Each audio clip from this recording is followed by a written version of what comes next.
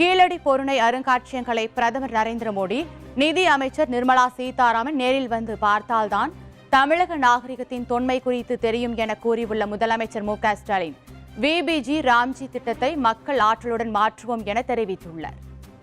இப்போ உலகமே திரும்பி பார்க்கக்கூடிய அளவுக்கு பொருணை அருங்காட்சியகத்தை உருவாக்கி இருக்கிறோம். அதனால இந்த நேரத்தில் மாண்புமிகு மோடி அவர்களையும் மாண்புமிகு நிதியமைச்சராக இருக்கக்கூடிய திருமிகு நிர்மலா சீதாராமன் அவர்களையும் தமிழ்நாட்டில் கட்டியிருக்கக்கூடிய பொருணை அருங்காட்சியகத்துக்கு கீழடி அருங்காட்சியகத்துக்கு வந்து பார்க்கணும்.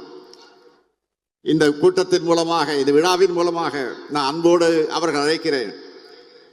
நீங்க வந்து பார்த்தாதான் தமிழருடைய நாகரிகத்தை எந்த அளவுக்கு தொன்மை கொண்டதுன்னு தெரியும். மகாத்மா காந்தி 100 நாள் வேலை திட்டத்தை இப்போ பாஜக அரசு திட்டமிட்டு முடக்கி இருக்கிறாங்க.